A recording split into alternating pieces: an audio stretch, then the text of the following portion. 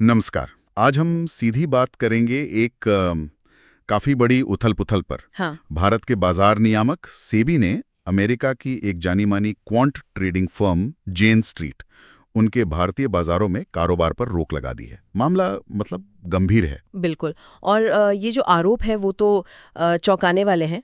जेन street पर bank Nifty और Nifty 50 index options में हाँ, डेरिवेटिव्स में हेरफेर करके करीब 4,843 करोड़ रुपए का गलत तरीके से मुनाफा कमाने का इल्जाम है। 4,843 करोड़। अच्छा, तो आज हम सेबी के इस ताज़ा अंतरिम आदेश हाँ। और जो दूसरी रिपोर्ट्स हैं उनके आधार पर इस पूरे मामले की क्या कहते हैं तह तक जाने की कोशिश करेंगे। हाँ, कि हुआ क्या असल में। क्या हुआ, कैसे हुआ, सेबी ने क्या किया है और इसका आगे क्या मतलब हो सकता है, यही समझना हमारा मकसद है।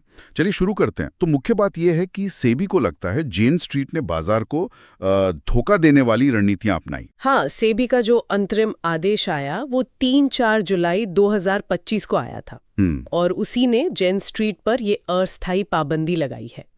आरोप बिल्कुल साफ है। डेरिवेटिव्स मार्केट में खासकर बैंक निफ्टी और निफ्टी 50 से जुड़े जो ऑप्शंस हैं उनमें जानबूझकर गड़बड़ी की गई। तो सवाल ये उठा कि ये सब हुआ कैसे, मतलब क्या तरीका था इनके पास। रिपोर्ट्स के मुताबिक रणनीति कुछ ऐसी थी। क्या थी? कि सुबह सुबह बैंक निफ्टी से जुड़े शेयरों या फ्यूचर्स में भारी खरीदारी करना। अच्छा। और फिर जैसे ही बाजार बंद होने वाला हो उसके ठीक पहले एकदम से बड़ी बिकवाली कर देना। हाँ, बिल्कुल। और इसका मकसद साफ था, इंडेक्स को पहले बनावटी तरीके से ऊपर ले जाना और फिर धड़ाम से गिरा देना, ताकि ऑप्शन से पैसा बने। एग्जैक्टली। ताकि उनकी जो शॉर्ट ऑप्शन पोजीशंस थी, मतलब वो पोजीशंस जिनसे बाजार गिरने पर फायदा हो, उनसे मुनाफा कमाया जा सके।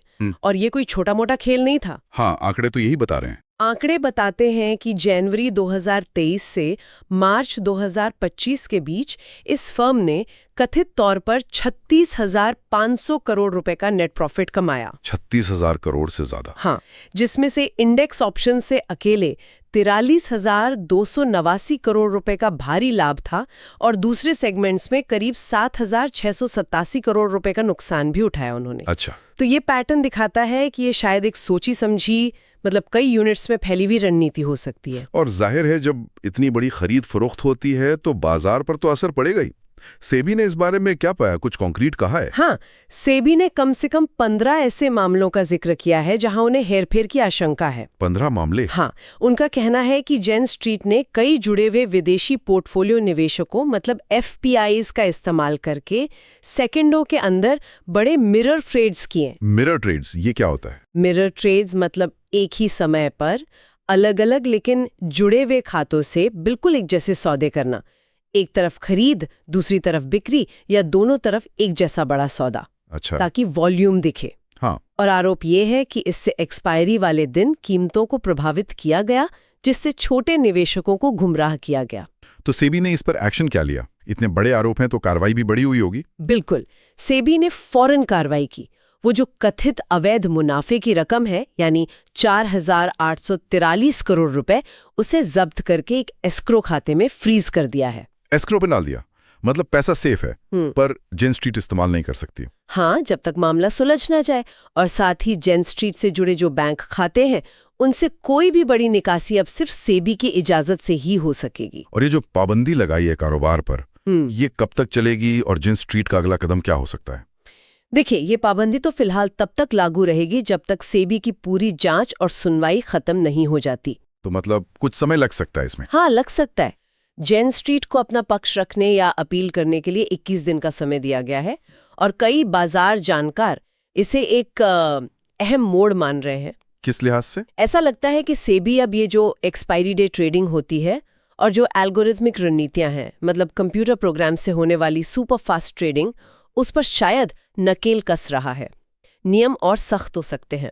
तो इसका मतलब क्या निकलता है, मतलब ओवरऑल पिक्चर क्या है? छोटे निवेशकों के लिए क्या मायने हैं इसके, विदेशी ट्रेडर्स के लिए और खुद जेन स्ट्रीट के लिए? देखिए, छोटे निवेशकों के लिए तो ये एक तरह से राहत की खबर हो सकती है। हाँ, भरोसा बढ़ेगा शायद। हाँ, इसका मकसद है बाजार में भरोसा लौटाना और उन्हें ये जो हाई फ्रीक्वेंसी ट्रेडिंग जैसी जटिल रणनीतियां हैं उनके गलत असर से बचाना। और जो दुनिया भर की क्वांट फर्म्स हैं उनके लिए एक संकेत है क्या संकेत? कि भारत में बाजार की संरचना और खासकर एक्सपायरी वाले दिन की जो गतिविधियां होती हैं उन पर अब कड़ी नजर रखी जा रही है। तो हो सकता है एल्गो ट्रेडिंग के नियम और सख्त हो जाएं। और जेन स्ट्रीट पे इसका क्या असर पड़ेगा पैसों के अलावा?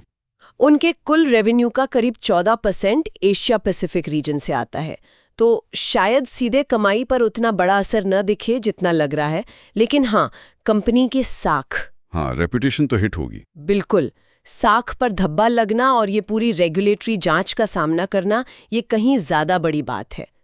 और एक बात और है जो गौर करने लायक है, वो है इसका समय। समय मतलब? ये फैसला ऐसे समय आया है जब भारत अमेरिका के बीच व्यापार को लेकर बातचीत भी चल रही है, तो कुछ लोग इसे उससे जोड़कर भी देख रहे हैं। हालांकि इस पर कोई आधिकारिक बयान नहीं है, ये बस एक कॉन्टेक्स्ट है। समझ गया। जाहिर है जेन स्ट्रीट चुप तो बैठेगी नहीं, उनका भी अपना पक्ष होगा इस पर। हाँ, बिल्कुल। फर्म का कहना है कि उनके जो सौदे थे वो हेरफेर नहीं थे। तो क्या थे? वो कह रहे हैं कि ये वैध हेजिंग थी, यानी जोखिम कम करने की एक सामान्य रणनीति और रिस्क मैनेजमेंट का हिस्सा थे। अच्छा। उन्होंने कहा है कि वो सेबी के साथ बातचीत करेंगे और इस अंतरिम आदेश को कानूनी तरीकों से चुनौती देंगे। तो संक्षेप में कहानी ये है कि सेबी ने एक बहुत बड़ी वैश्विक फर्म पर काफी गंभीर आरोप लगाते हुए कड़ी कार्रवाई की है। बिल्कुल। आरोप ये कि एक सोची समझी कोऑर्डिनेटेड रणनीति के तहत एक्सपायरी वाले दिन का फायदा उठाकर छोटे निवेशकों की कीमत पर भारी मुनाफा कमाया गया। सही कहा। और ये जो 4,843 करोड़ रुपए की जब्ती हुई है और बाजार से जो अस्थायी रोक लगी है, ये साफ दिखाता है कि भारत एल्गोरिदमिक ट्रेडिंग के गलत इस्तेमाल को लेकर कितना सतर्क हो गया है। हाँ।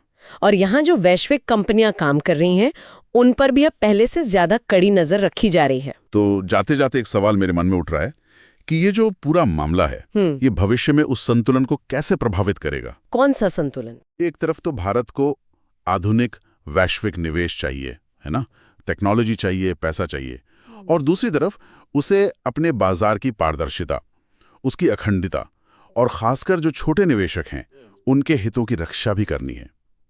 ये दोनों चीजें कैसे साथ चलेंगी इस घटना के बाद, ये सोचने वाली बात है। बिल्कुल, ये एक बड़ा सवाल है। आगे देखना होगा सेबी और सरकार इस पर क्या रोक अपनाते हैं।